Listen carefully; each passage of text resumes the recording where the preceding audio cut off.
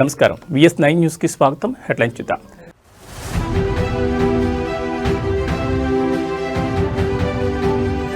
జనవరి 8న AP cabinet భేటీ, కీలక నిర్ణయాలు తీసుకునే ఛాన్స్.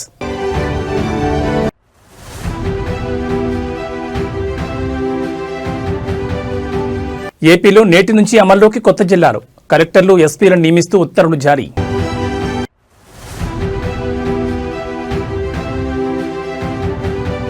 న్యూ ఇయర్ వేడుకలపై కఠిన ఆంక్షలు, తప్పు చేస్తే జైలే, సిపి సజ్జనార్ వార్నింగ్.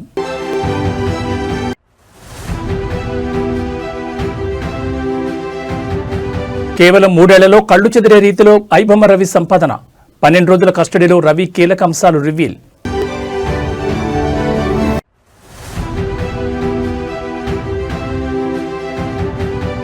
కిటకిటలాడుతున్న వనం, ముందస్తు మొక్కుల్లో మేడారం భక్తులు. ఇక డీటెయిల్స్ చూస్తే కొత్త సంవత్సరంలో ఏపీ మంత్రి మండలి సమావేశం తేదీ ఖరారైంది. జనవరి 8న ఏపీ కేబినెట్ భేటీ జరగనుంది. ముఖ్యమంత్రి చంద్రబాబు అధ్యక్షతన ఉదయం 10:30 గంటలకు సమావేశం జరగనుంది. ఈ సమావేశంలో చర్చించాల్సిన అంశాలకు సంబంధించి ఆయా శాఖలు తమ ప్రతిపాదనలను జనవరి 6వ తేదీ సాయంత్రం 4 గంటలలోపు సమర్పించాలని మెమో జారీ చేశారు. నిర్ణీత గడువులోగా ప్రతిపాదనలు అందజేయాలని అధికారులకు సూచించారు. కేబినెట్ సమావేశంలో కీలక నిర్ణయాలు తీసుకునే అవకాశం ఉండడంతో శాఖల నుంచి వచ్చే ప్రతిపాదనలపై ప్రభుత్వం దృష్టి సారించినట్టు తెలుస్తోంది. గత సమావేశాల్లో అమలు చేసిన పథకాలపై సమీక్ష, భవిష్యత్ పెట్టుబడుల ప్రణాళికలు, ప్రధాన సదుపాయాల అభివృద్ధి, విద్య, రోడ్లు, రవాణా, పెట్టుబడుల ప్రోత్సాహం వంటి అంశాలపై ఈ సమావేశంలో చర్చించే అవకాశం ఉన్నట్టు తెలుస్తోంది. విభాగాల ప్రతిపాదనల ఆధారంగా కేబినెట్ సమావేశంలో ముఖ్య నిర్ణయాలు తీసుకునే ఛాన్స్ ఉన్నట్లు సమాచారం. కొత్త ప్రాజెక్టుల అనుమతులు, కీలక పదవుల నియామకాలు తదితర అంశాలపై సమావేశంలో చర్చించి నిర్ణయం తీసుకునే అవకాశం ఉన్నట్టు తెలుస్తోంది.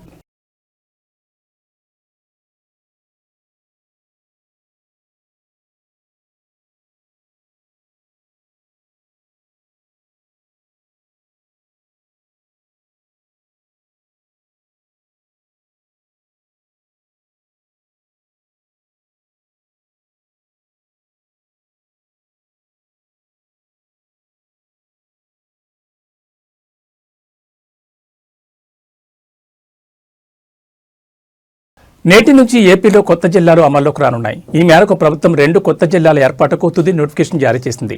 రంపచోడవరం కేంద్రంగా పోలవరం జిల్లా, మార్కాపురం కేంద్రంగా మార్కాపురం జిల్లా ఏర్పాటు చేస్తూ అధికారిక ఆదేశాలు వెలువరించింది. దీంతో ఇప్పటి వరకు 26గా ఉన్న జిల్లాల సంఖ్య 28కి పెరిగింది. ప్రజలకు వేగంగా పాలన అందించడం, మెరుగైన పరిపాలన సాధించడమే లక్ష్యంగా రాష్ట్రంలో కొత్త జిల్లాలతో పాటు కొత్తగా 5 రెవెన్యూ డివిజన్లు కూడా ప్రభుత్వం ఏర్పాటు చేసింది. అంతేకాదు పలు మండలాల సరిహద్దుల్లో మార్పులు చేసింది. ఇక నూతనంగా ఏర్పాటు చేసిన పోలవరం, మార్కాపురం జిల్లాలకు ఉన్నతాధికారాన్ని నియమిస్తూ ప్రభుత్వ ప్రధాన కార్యదర్శి కె విజయానంద్ ఉత్తర్వులు జారీ చేశారు.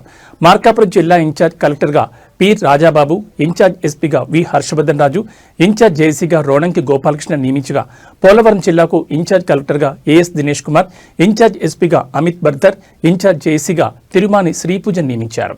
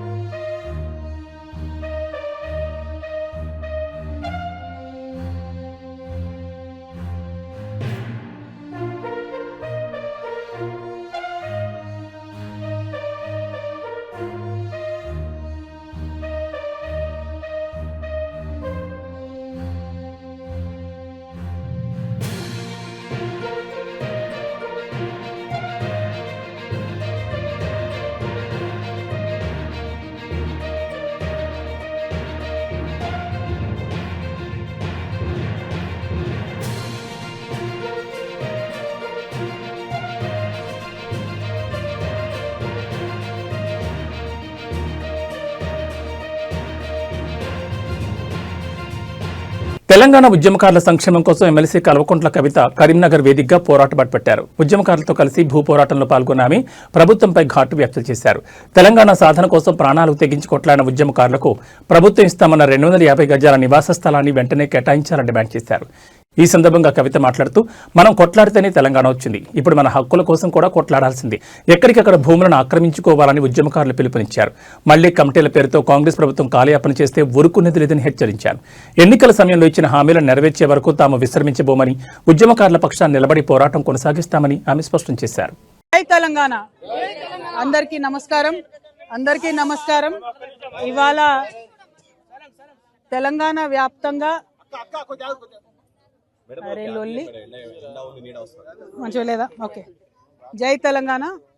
ఇవాళ తెలంగాణ వ్యాప్తంగా ఉన్నటువంటి అందరు ఉద్యమకారులు ప్రతి జిల్లాలో కూడా మరి ఉద్యమకారులు ఫోరంగా ఏర్పడి వారి యొక్క డిమాండ్లను ప్రధానంగా ప్రభుత్వం ముందు పెడుతున్నారు.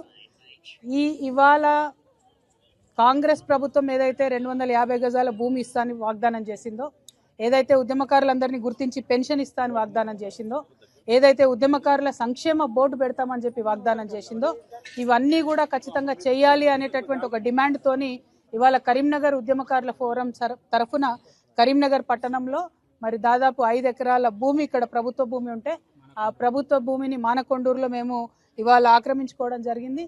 ఆక్రమించుకోవడం అనేటటువంటి పదం కావాలనే నేను వాడుతున్నా. ఎందుకంటే ఈ భూమి తెచ్చిందే, ఈ భూమి కొట్లాడి తీసుకొచ్చిందే, తెలంగాణ కొట్లాడి తీసుకొచ్చిందే ఉద్యమకారులు. మరి వారికి ఇచ్చినటువంటి మాటను కూడా నిలబెట్టుకోకపోతే ప్రభుత్వం కంప్లీట్గా ఫెయిల్యూర్ అని అర్థం. మీరు ఫెయిల్ అయింది కాబట్టి, మీరు భూములు ఇస్తలేరు కాబట్టి మేము ప్రజల పక్షాన్ని నిలబడి మీ భూములను వారికి ఇవ్వబోతా ఉన్నాం. మీరు వచ్చి డిస్టర్బ్ చేయొద్దు. మీరు ఏదో పోలీస్ జూలుం చేసి ప్రదర్శిస్తామనుకుంటే కుదరదు. ఇవాళ ఈ ఒక్క జిల్లాతో ఆగదు, ప్రతి జిల్లాలో కూడా ఇదే పోరాటం మొదలవుతుంది. హైదరాబాద్, రంగారెడ్డితో సహా ప్రతి జిల్లాలో భూములను ఆల్రెడీ మేము ఐడెంటిఫై చేసినాం. ఏ జిల్లాకు ఆ జిల్లా ఈ భూములు తెలంగాణ ఉద్యమకారులకు ఇప్పించడానికి తెలంగాణ ఉద్యమకారుల ఫోరంతో కలిసి తెలంగాణ జాగృతి ఉద్యమిస్తుందనే విషయాన్ని మరొకసారి తెలియజేస్తూ మరి ప్రభుత్వానికి హెచ్చరిక చేస్తూ ఉన్నాం. మీరు తొందరగా నిర్ణయం తీసుకోండి. జనవరి 26 అన్నారు, డిసెంబర్ 9 అన్నారు, మళ్ళీ మాటికి డేట్ పెంచుకుంటూ పోతున్నారు తప్పితే ఇంకోటి లేదు. కమిటీలు కాదు, చేసిన కాలయాపన చాలు. తొందరగా ఉద్యమకారులకు భూమి ఏర్పాటు చేయవలసిందిగా డిమాండ్ చేస్తున్నాను. Thank you. జై తెలంగాణ, జై జాగృతి, ఉద్యమకారుల ఐక్యత.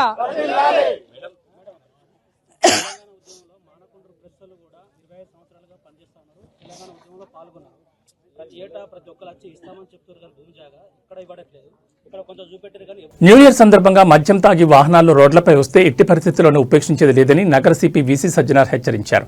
నగరంలో 120 ప్రాంతాల్లో ఈ రోజు రాత్రి ప్రత్యేక డ్రంక్ అండ్ డ్రైవ్ తనిఖీలు ఉంటాయన్నారు. జనవరి మొదటి వారమంతా ఈ స్పెషల్ డ్రైవ్ కొనసాగుతుందన్నారు. మద్యం సేవించి పట్టుబడితే భారీ జరిమానా, వాహనాల సీజుతో పాటు జైలు శిక్ష, డ్రైవింగ్ లైసెన్స్ రద్దు చేస్తామని వార్నింగ్ ఇచ్చారు.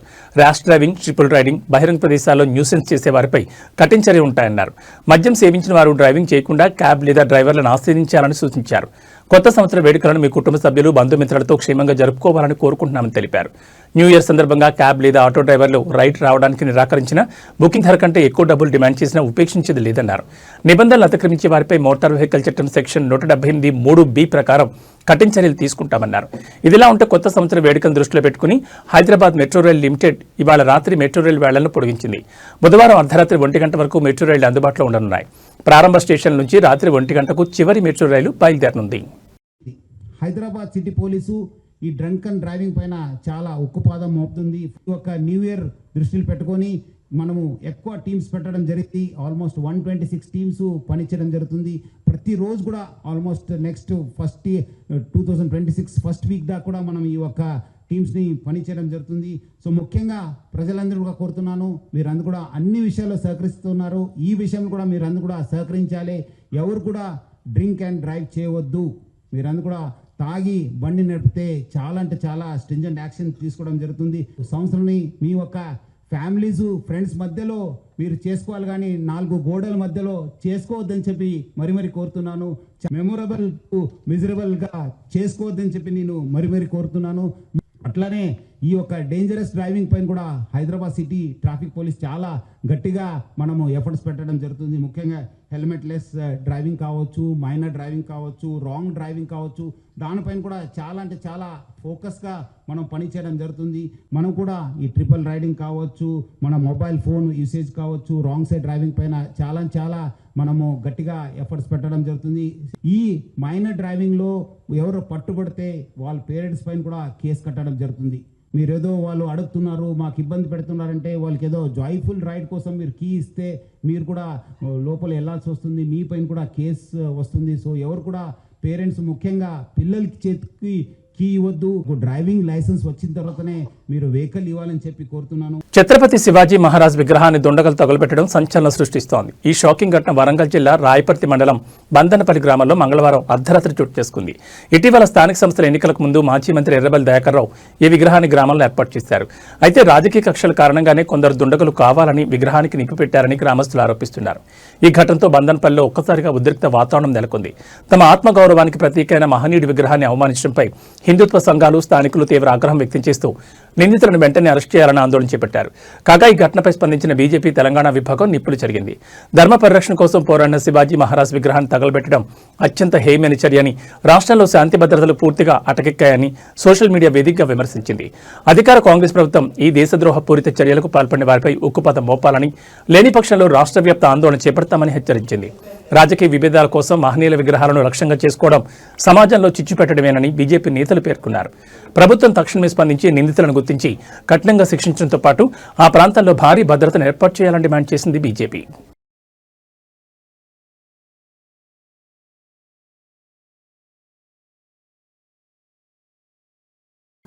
ఐబొమ్మ రవి కస్టడీ రిపోర్ట్ వెలుగులోకి వచ్చింది. 12 రోజుల కస్టడీలో రవి కీలక అంశాలు రివీల్ చేశారు. సినిమాలను 2 రకాలుగా కొనుగోలు చేసినట్లు పోలీసులు తెలిపారు. క్యామ్ కార్డర్ ప్రింట్కు ఒక ధర, హెచ్డి ప్రింట్కు మరో ధర చెల్లించినట్టు వెల్లడించారు. ఒక్కో క్యామ్ కార్డర్ ప్రింట్ సినిమాకు $100, హెచ్డి ప్రింట్ సినిమాకు $200 చెల్లించినట్టు తెలిపారు. మొత్తం రవి బ్యాంక్ ఖాతాలకు 13.40 కోట్లు వచ్చినట్లు గుర్తించారు. ఇందులో బెట్టింగ్ యాప్స్ ప్రమోషన్ ద్వారా 1.58 కోట్లు వచ్చినట్లు పేర్కొన్నారు. ఈ డబ్బుల నుంచి రవి సోదరి చంద్రికకు 90 లక్షల వరకు పంపించారు. లావాదేవీలన్నీ డాలర్ల రూపంలోనే చెల్లించారు. కొంతకాలం కుకట్పల్లి నుంచి వ్యవహారం నడిపిన రవి డబ్బులు అధికంగా రావడంతో జలసాల కోసం ఇతర దేశాలకు వెళ్లినట్లు పోలీసులు నిర్ధారించారు. ఒక్కో కేసులో 4 రోజులు చొప్పున 3 కేసుల్లో 12 రోజుల పాటు పోలీసులు ఐబొమ్మ రవిని పోలీసులు విచారించారు.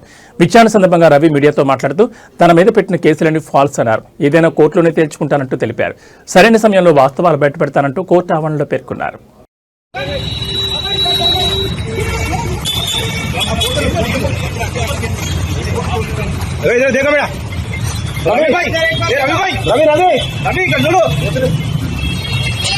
నకిలీ మద్యం కేసులో నిందితులకు కోర్టులో బోరట్ లభించలేదు. నేటితో రిమాండ్ గడువు ముగియడంతో అధికారులు వారిని విజయవాడ ఎక్సైజ్ కోర్టులో హాజరుపరిచారు.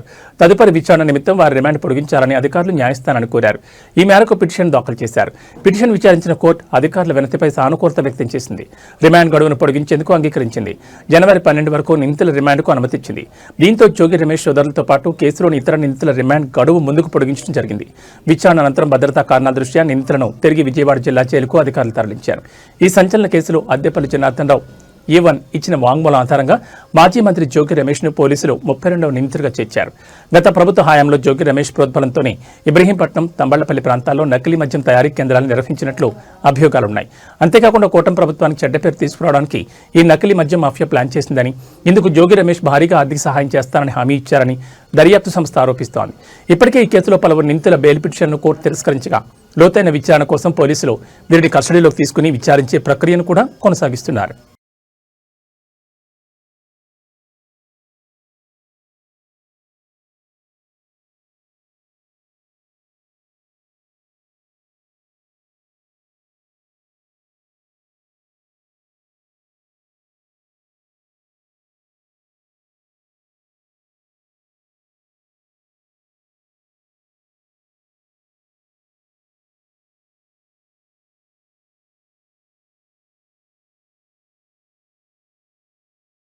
న్యూ ఇయర్ వేడుకలను ప్రశాంతంగా ఎలాంటి అవాంఛనీయ ఘటనలు జరగకుండా నిర్వహించేందుకు హైదరాబాద్ పోలీసులు కఠినమైన ట్రాఫిక్ ఆంక్షల అమల్లోకి తీసుకొచ్చారు. డిసెంబర్ 31 రాత్రి 11 గంటల నుంచి జనవరి 1 తెల్లవారుజాము 2 గంటల వరకు ఈ ఆంక్షలు కొనసాగనున్నాయని in charge traffic joint commissioner Venkateswarlu వెల్లడించారు. నగరంలో భారీగా జనం కదలికలుండే ప్రాంతాల్లో ప్రత్యేక నిఘా ఏర్పాటు చేసినట్టు తెలిపారు. బేగంపేట, టోలీచౌక్ ఫ్లైఓవర్లకు మినహాయింపునిస్తూ మిగిలిన ఫ్లైఓవర్లన్నింటినీ పరిస్థితిని బట్టి రాత్రి 10 గంటల నుంచి జనవరి 1 ఉదయం వరకు మూసివేయనున్నట్లు పోలీసులు స్పష్టం చేశారు. నగరంలోకి వచ్చే అన్ని ప్రైవేట్ వాహనాలను ఔటర్ రింగ్ రోడ్ మీదుగా మళ్లించాలని సూచించారు. ముఖ్యంగా tank bund, necklace road, NTR Marg వంటి రద్దీ ప్రాంతాల్లో రాత్రి 11 నుంచి 2 గంటల వరకు వాహనాల రాకపోకలను పూర్తిగా నిషేధించారు. భద్రతను మరింత కట్టుదిట్టం చేసేందుకు నగర వ్యాప్తంగా 217 ప్రాంతాల్లో చెక్ పోస్టులు ఏర్పాటు చేసి తనిఖీలు నిర్వహించనున్నట్టు తెలిపారు. షాపింగ్ మాల్స్, పబ్బులు, పార్టీ హబ్బులుగా మారే ప్రాంతాలపై పోలీసులు ప్రత్యేక దృష్టి సారించారు. పీవీ ఎక్స్ప్రెస్ హైవేపైకి వెళ్లాలంటే తప్పనిసరిగా ఫ్లైట్ టికెట్ చూపించాల్సిందేనని స్పష్టం చేశారు. మద్యం సేవించి వాహనాలు నడిపితే కఠిన చర్యలు తప్పవని పోలీసులు హెచ్చరించారు. డ్రంక్ అండ్ డ్రైవ్ తనిఖీలు రాత్రి 8 గంటల నుంచే ప్రారంభమవుతాయని, ర్యాష్ డ్రైవింగ్, ట్రాఫిక్ నిబంధనల ఉల్లంఘనపై జీరో టాలరెన్స్ విధానం అమలు చేస్తామని స్పష్టం చేశారు. నూతన సంవత్సర వేడుకలను అందరూ సురక్షితంగా, ఆనందంగా జరుపుకోవాలని, పోలీసులకు సహకరించాలని హైదరాబాద్ ట్రాఫిక్ పోలీసులు ప్రజలను కోరారు.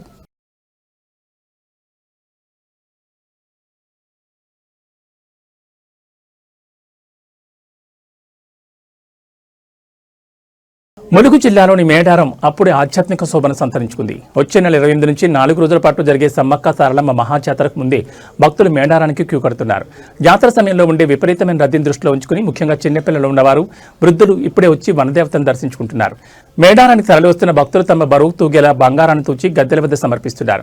కోరిన కోరికలు తీర్చే తల్లులకు ఎదుర్కోళ్లు, యాట మొక్కలతో తమ భక్తిని చాటుకుంటున్నారు. మేడారంతో పాటు చుట్టుపక్కల 40 కిలోమీటర్ల మేర ఉండే ప్రతి చెట్టు పుట్టను అమ్మవార్ల ప్రతిరూపంగా భావించడం ఇక్కడ విశేషం. జాతర సమయంలో అడవిలోని వన్యప్రాణులకు, భక్తులకు ఎలాంటి హాని చేయవని తరతరాలుగా వస్తున్న నమ్మకం. ఈసారి జాతరను అత్యంత ప్రతిష్టాత్మకంగా నిర్వహిస్తున్న రాష్ట్ర ప్రభుత్వం సుమారు 251 కోట్ల భారీ అభివృద్ధి పనులు చేపట్టింది. గద్దెల ఆధునికీకరణ, విశాలమైన క్యూలైన్లు, రాతి కట్టడాలు, రహదారుల విస్తరణతో మేడారం సరికొత్తగా కనిపిస్తోంది. భక్తులకు ఎలాంటి ఇబ్బందులు కలగకుండా తలస్నానాల కోసం జంపనవాగు వద్ద కూడా ప్రత్యేక ఏర్పాట్లు చేస్తున్నారు. జాతర సమయంలో మేడారం చుట్టుపక్కల ఉన్న ఓరట్టం, కన్నేపల్లి, నార్లాపూర్ వంటి గ్రామాలన్నీ కలిసి ఒక పెద్ద పట్టణంగా మారిపోతున్నాయి. ఇప్పటికే అక్కడ హోటళ్లు, బిర్యానీ సెంటర్లు వెలిశాయి. ఎడ్ల బండ్ల నుంచి హెలికాప్టర్ సేవల వరకు, సామాన్యుల వినోదం నుంచి విలాసవంతమైన వస్తువుల వరకు అన్ని మేడారంలో అందుబాటులోకి వస్తున్నాయి.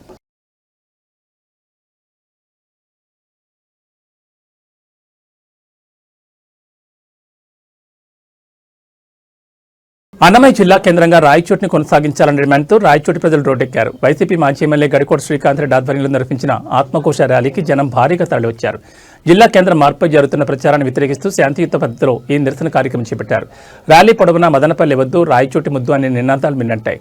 ఈ సందర్భంగా శ్రీకాంత్ రెడ్డి మాట్లాడుతూ రాయచోటి అన్ని రకాలుగా జిల్లా కేంద్రానికి అర్హమైందని, ప్రజల సెంటిమెంట్తో ప్రభుత్వం ఆడుకోవద్దని హెచ్చరించారు. వేలాది మంది ప్రజలు, యువకులు, మహిళలు ఈ ర్యాలీలో పాల్గొని జిల్లా కేంద్రం విషయంలో తమ నిబద్ధతను చాటారు.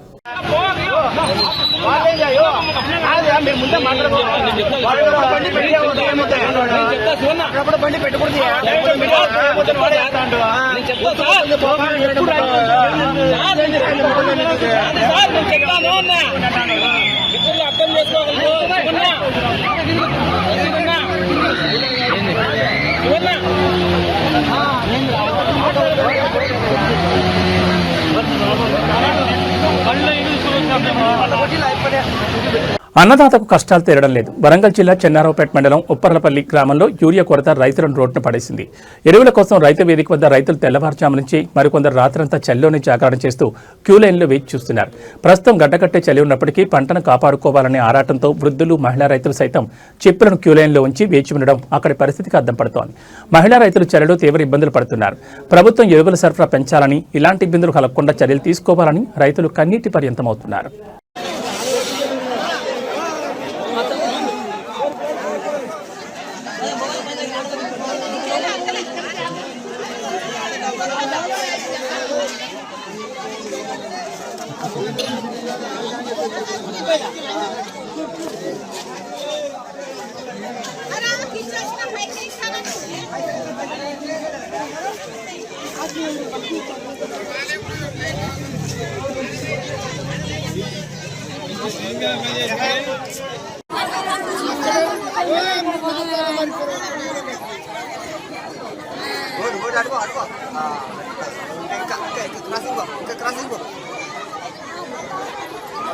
బైక్ లేరు.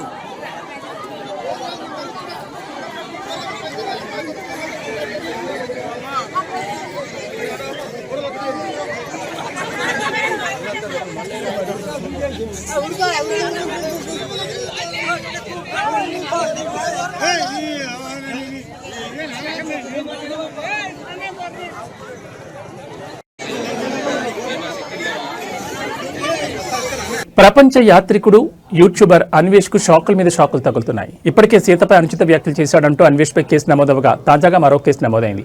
ఖమ్మం అర్బన్ పోలీస్ స్టేషన్లో సీతాదేవి ద్రౌపదిపై అనుచిత వ్యాఖ్యలు చేశాడంటూ దానవాయిగూడెం గ్రామానికి చెందిన సత్యనారాయణ ఫిర్యాదు చేశారు. ఇదిలా ఉంటే అన్వేష్ ఇటీవల నటుడు శివాజీపై అనుచిత వ్యాఖ్యలు చేసిన సంగతి తెలిసిందే. హీరోయిన్ల దుస్తులపై శివాజీ వ్యాఖ్యలు చేయగా అన్వేష్ ఆయనను ఖండించాడు. అమ్మాయిలు ఇష్టం వచ్చిన బట్టలు వేసుకుంటారు, నువ్వెవరా అంటూ ప్రశ్నించాడు. అంతేకాకుండా ప్రవచనకర్త గరికపాటిపై సైతం ఫైర్ అయ్యారు. అయితే ఈ క్రమంలో అన్వేష్ విచక్షణ కోల్పోయి వారిని బూతులు తిట్టాడు. దీంతో అతడిపై నెటిజన్లు తీవ్ర ఆగ్రహం వ్యక్తం చేస్తున్నారు. మంచి చెప్పాలనుకుంటే పద్ధతిగా మాట్లాడుతూ కూడా చెప్పొచ్చని, కానీ పచ్చిబూతులు మాట్లాడడం ఏంటని మండిపడుతున్నారు. అంతేకాకుండా గతంలో అన్వేష్ దేవుళ్లపై చేసిన వ్యాఖ్యలను ఈ సందర్భంగా గుర్తు చేస్తూ ఆగ్రహం వ్యక్తం చేస్తున్నారు. ఇప్పటికే అతన్ని చాలా మంది అన్ఫాలో చేశారు. అయినప్పటికీ మరోసారి శాపనార్థాలు పెడుతూ మరో వీడియోను విడుదల చేశాడు. ఈ క్రమంలో అన్వేష్ పై అంతటా అసంతృప్తి వ్యక్తమవుతోంది.